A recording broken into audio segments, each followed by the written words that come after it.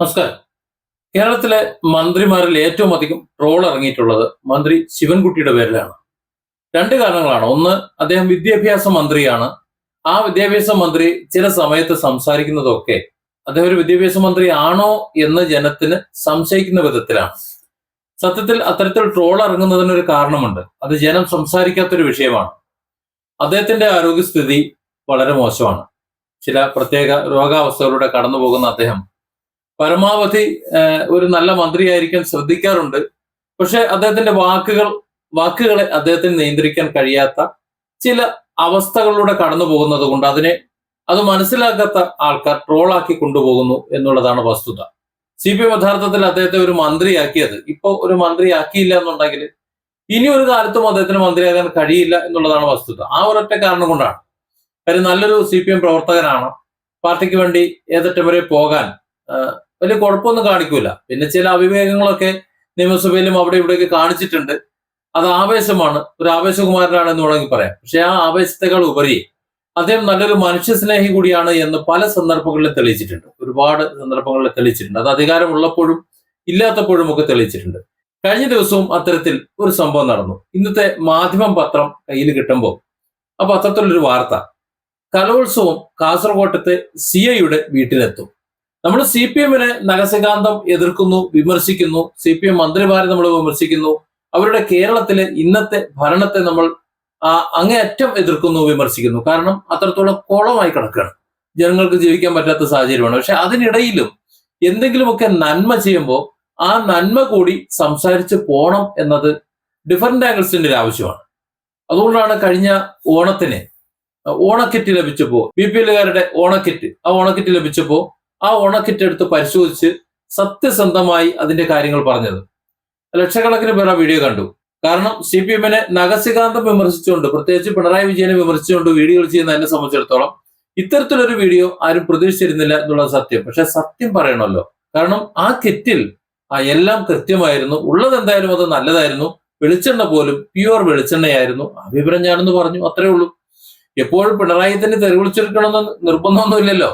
അദ്ദേഹത്തെ വിമർശിക്കുന്നതോടൊപ്പം ആ സർക്കാരിൽ നിന്ന് അല്ലെങ്കിൽ അതിലുള്ള മറ്റാരെങ്കിലുമൊക്കെ എന്തെങ്കിലുമൊക്കെ നല്ല കാര്യങ്ങൾ ചെയ്യുമ്പോൾ അതും കൂടെ പറയണ്ടേ. ഒരു ഉത്തരവ് ഇറങ്ങി 250 കിലോമീറ്റർ ദൂരം, ഇതാണ് അതിലൊരു സബ് ഹെഡിങ്. അന്ന് അനീഷയ്ക്ക് വീട്ടുമുറി പരീക്ഷ ഹാളായി, ഇന്ന് സിയ ഫാത്തിമയ്ക്ക് മത്സരവേദിയും.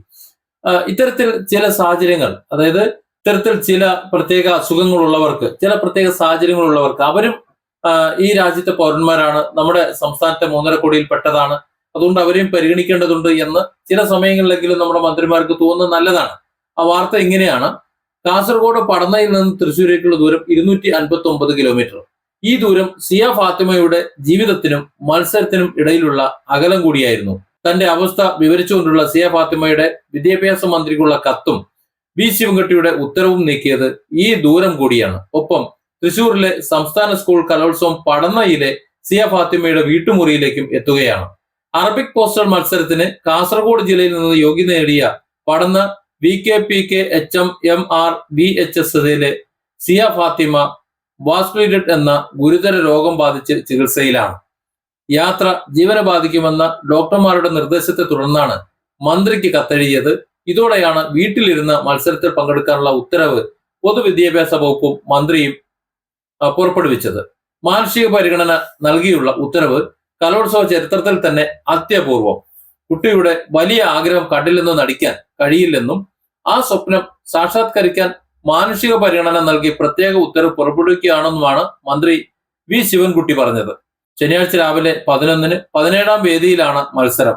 ഒരേ സമയം വേദിയിലും സിയ ഫാത്തിമയുടെ മുറിയിൽ വീഡിയോ കോൺഫറൻസിങ്ങിലൂടെയും മത്സരം നടക്കും. 2 മാസം മുമ്പാണ് സിയയ്ക്ക് അസുഖം വന്നത്. പ്രതിരോധ ശേഷി കുറയുന്ന ലക്ഷണങ്ങൾ ഉണ്ടായത്. പടന്ന തെക്കേപ്പുറം സിയ മൻസിലിൽ സാറുവിന്റെയും അബ്ദുൽ മുനീറിന്റെയും മകളാണ്. ഈ ഒരു വാർത്ത കേട്ടപ്പോൾ വിദ്യാഭ്യാസ മന്ത്രിയുടെ ഒരു ക്വാളിറ്റി, ചില സമയങ്ങളിലെങ്കിലും അദ്ദേഹത്തിന് ക്വാളിറ്റി കൈവരിക്കുന്നതിൽ എന്തോ ഒരു സന്തോഷം തോന്നി. ആ സന്തോഷം ഞാനൊന്ന് പങ്കുവച്ചതാണ്. കാരണം 2004 മുതൽ കൗൺസിലിംഗ് രംഗത്തും സൈക്കോളജി ക്ലാസ് രംഗത്തും ചെയ്തുകൊണ്ടിരിക്കുന്ന ഒരു വ്യക്തിയാണ്. LEHDC എന്ന് പറയുന്നത് എന്റെ സ്ഥാപനമാണ്, life under education and human development council. പലർക്കും അറിയില്ല അത് എന്റെ സ്ഥാപനമാണ് എന്നുള്ളത്. ആ സ്ഥാപനത്തിൽ സൈക്കോളജി വിഷയങ്ങളും കൗൺസിലിംഗ് വിഷയങ്ങളും ഡിപ്ലോമ കൗൺസിലിംഗ് ചെയ്യുന്ന ഒരു സ്ഥാപനമാണ്. എത്രയോ ക്ലാസ്സുകളും മറ്റു കോഴ്സുകളും നടന്നുപോയ ആ സ്ഥാപനം ഇന്ന് ഇതേ പിണറായി സർക്കാരിന്റെ സഹകരണം കൊണ്ട് അടച്ചുപൂട്ടി വീട്ടിലിരിക്കുകയാണ്. ഇപ്പോൾ ഓൺലൈൻ ഭാഗം മാത്രമേ നടക്കുന്നുള്ളൂ. അതുകൂടി ഇതിന്റെ കൂടി ചേർത്ത് പറയണമല്ലോ. പക്ഷെ എന്നിരുന്നാലും ആ വിഷയം വളരെ പ്രാധാന്യമുള്ളതാണ്. കാരണം അതിൽ നമ്മൾ പഠിപ്പിച്ചുകൊണ്ടിരുന്നത് ഇത്തരത്തിലുള്ള പരിഗണനകളാണ്.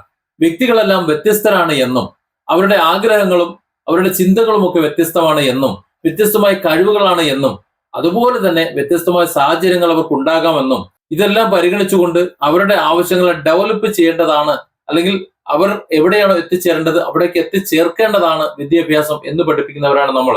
അതിൽ ഇതൊക്കെ വരും. അതായത് നല്ല കഴിവും പ്രാപ്തിയുമുള്ള ഒരു വ്യക്തി വീട്ടിലാണ്, 4 ചുമരുകൾക്കുള്ളിലാണ്. അത്തരത്തിൽ 4 ചുമരുകൾക്കുള്ളിൽ കിടക്കുന്ന അയാൾക്കും ഒരു ലോകമുണ്ട്, അയാൾക്കും പുറം ലോകത്തേക്ക് പറക്കാനുള്ള അവകാശമുണ്ട്.